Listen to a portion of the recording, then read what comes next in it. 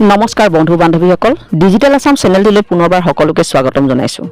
প্ৰথমে সকলোৱে যাতে আমাৰ ভিডিঅ'বোৰ চাব পাৰে সেইবাবে চেনেলটো ছাবস্ক্ৰাইব কৰি ল'ব বুলি আশা কৰিলো।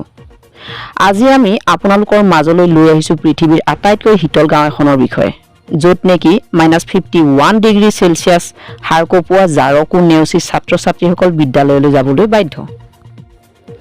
ইফালে ভাৰতত কিছু ডিগ্ৰী তাপমান হোৱাৰ লগে লগে শীতৰ প্ৰকোপত মানুহৰ স্বাস্থ্যৰ অৱস্থা সংকটজনক হৈ পৰে।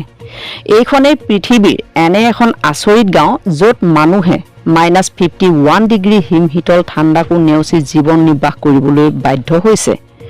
সেইবাবেই এই ঠাইডোখৰক পৃথিৱীৰ সকলোতকৈ ঠাণ্ডা ঠাইৰ খিতাপ আগবঢ়োৱা হয়। দৰাচলতে আজি আমি ক'বলৈ ওলাইছো ৰুছ দেশৰ সাইবেৰিয়াৰ অমিয়াকম অঞ্চলৰ এণ্টাৰ্কটিকাৰ বাহিৰৰ সকলোতকৈ ঠাণ্ডা স্থান য'ত -50 ডিগ্ৰী সেলসিয়াছ শীতত মানুহে বসবাস কৰি আছে। সেইকাৰণে এই ঠাইডোখৰক পৃথিৱীৰ আটাইতকৈ ঠাণ্ডা স্থান হিচাপে চিহ্নিত কৰিছে। ঠাণ্ডাৰ প্ৰকোপত এই স্থানৰ ব্যক্তিসকলৰ স্বাস্থ্যৰ যথেষ্ট অৱনতি ঘটে। এনেবোৰ অঞ্চলত শীতৰ প্ৰকোপত কোনো ধৰণৰ ফচল নহয়, ফলত এনেবোৰ অঞ্চলৰ মানুহে মাছ মাংস আদি খাই জীৱন নিৰ্বাহ কৰে।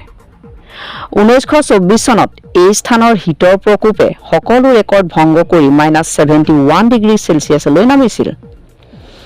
মানুহৰ হাৰ কপোৱা জাৰকো নেওচি এনেকুৱা শীতত জনসাধাৰণে জীৱন ধাৰণ কৰা অতি সহজ কথা নহয়। এই গাঁৱৰ জনসংখ্যা মাত্ৰ 500।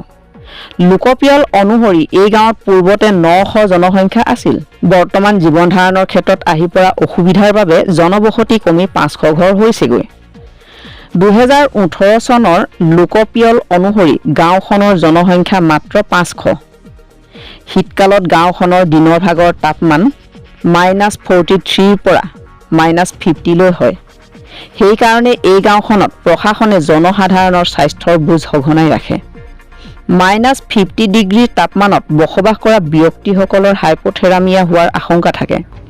দৰাচলতে হাইপোথেৰামিয়া এবিধ এনে ৰোগ যাৰ ফলত শৰীৰৰ তাপমান তাৎক্ষণিকভাৱে কমি হৃদযন্ত্ৰৰ ক্ৰিয়া বাঢ়ি উচ্চ ৰক্তচাপ হৈ মানুহৰ মৃত্যুৰ মুখত পৰে। এই গাঁৱত মানুহৰ লগতে ঘৰুৱাভাৱে কিছুমান জীৱ-জন্তু পালন কৰা হয়। বিশেষকৈ ঘৰৰখীয়া আৰু চিকাৰ কৰিবলৈ ইয়াত সাইবেৰিয়ান প্ৰজাতিৰ কুকুৰ পালন কৰে। শীতৰ প্ৰকোপৰ বাবে এই গাঁৱত আধুনিক শিক্ষা আৰু প্ৰযুক্তিবিদ্যাৰ ব্যৱস্থা কৰা অতি কঠিন। তথাপিও এই গাঁওখনত 43 বছৰ পুৰণি এখন চৰকাৰী বিদ্যালয় আছে। এই বিদ্যালয়খন 1932 চনত ষ্টেলিনৰ শাসনকালত নিৰ্মাণ কৰা হয়। বিদ্যালয়ৰ উপৰিও ইয়াত অন্য কোনো সা-সুবিধাৰ ব্যৱস্থা নাই। বজাৰৰ ব্যৱস্থাও পুৰণি ধৰণৰেই চলি আছে, কিন্তু যাতায়াতৰ ব্যৱস্থা সুচল হোৱাৰ বাবে গাঁওবাসীয়ে চহৰৰ পৰা নিত্য ব্যৱহাৰ্য সামগ্ৰীসমূহ আনি লয়। অমিয়াকম গাঁওখন মস্কো চহৰৰ পৰা 3000 কিলোমিটাৰ দূৰত্বত অৱস্থিত।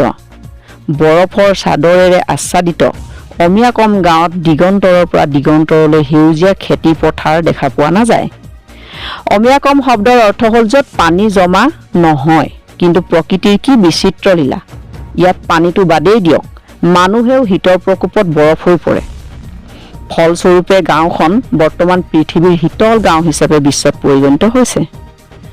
বন্ধু বান্ধৱীসকল, এনেবোৰ নজনা কথাৰ তথ্য জানিবলৈ আজিয়ে চেনেলটো লাইক, কমেণ্ট আৰু ছাবস্ক্ৰাইব কৰি আমাক উপকৃত কৰিব বুলি আশা কৰিলোঁ। ধন্যবাদ।